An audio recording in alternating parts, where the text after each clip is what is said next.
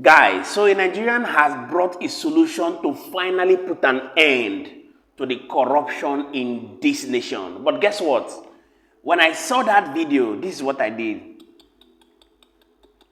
That bill can never pass the half reading, talk of the first reading, not in Nigeria. But I want you to sit back and take a look at the suggestion that to put a final end to the corruption in Nigeria that has sparked reactions on the internet. Do well to drop your own thoughts in the comment section. Let me know what you think about it. But please, don't go anywhere because I'll be coming back to give you my own in-depth analysis about this suggestion.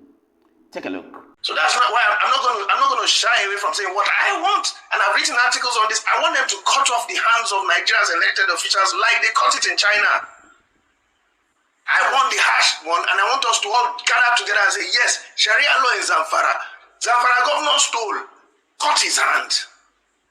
That's what I want. Other than Sharia and capitalistic punishment that Sharia has, and not the Western law that allows people to get off and rich people get off, there's no solution to Nigeria's criminality. You've seen it for yourself. Now, the truth is that for us to put an end and a final end to the corruption in Nigeria, something drastic must be done. There has to be a very drastic and intentional solution. Why? Because the corruption in Nigeria is actually a systemic issue. It has eaten deep into the bloodstream of not just politicians. An average Nigerian is corrupt by nature. Yes. Remember when we had a very straightforward person in NAFDAC, I think it was Dora Akunyili, or what's her name again? Some Nigerians who are into the corruption in the pharmaceutical industry almost sent her to RIP. In fact, to be very frank with her, it was just like this for that lady to be sent to go and meet the Lord. Yes, that tells you that regardless of who we want to become our leader, it is a systemic issue. And that is why I keep telling people that even if Peter Obi becomes the president of Nigeria, there is something you must understand. That the issue of corruption in Nigeria must have to first of all be dealt with because it's in the mind of Nigerians. And to be very frank with you, even Peter Obi cannot solve the problem except something drastic is done about our mindset.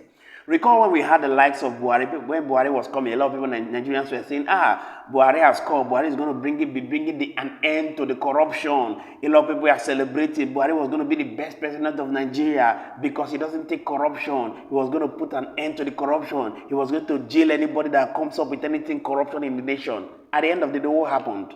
We found, and record has it, that Buhari's government was allegedly one of the most corrupt governments in the history of Nigeria. Talking about Goodluck Jonathan and now President Bola Ahmed Tinubu. But one interesting thing is that it has happened in China. Nations that have ever seriously decided to take their nation forward had to take a very drastic decision to put an end to corruption. Take a look at what you see on the screen. You have seen the kind of drastic measures that has happened in China over the years, where they have sent even their leaders to RIP. Yes, nations like China that was ready to actually advance the nation sent most of their political leaders to RIP. The ones that they saw that was obviously interested in looting the commonwealth of the people. Yes, you can see it on the screen. Over 210,000 of them in less than 1 year were sent to RIP. That is how you know a nation that truly wants to advance. And that is what brought about the fresh air economic revolution in China that made them to become what they are today, World Economic Hub. Yes, you would agree with me that I stand to be corrected. Few politicians in Nigeria may be richer than the entire country. And that is why I keep saying to even the Biafra agitators that in as much as I support people to come out and speak truth to power, as much as the Constitution recognizes people to protest against the governance or the policies of governance that is not actually in tandem with what they are expecting. The truth is that even if Biafra is given to them today, it is not about demography. It is not about location. It is more about the mindset of the people. Because if the right thing is not done quickly, they may actually degenerate to what Nigeria is today because it is an issue of the mindset. I'd like you to do what to drop your own thoughts in the comment section. Let's get to know what you think about the suggestion of a Nigerian that has suggested that political leaders who are corrupt or loot the commonwealth of the people should be sent to RIP, and we shall continually be here to serve you. Many thanks indeed to all our viewers and returning subscribers. We truly don't take it lightly. My name again is Moses, and this is Think Tank TV. See you on our next video. Bye for now.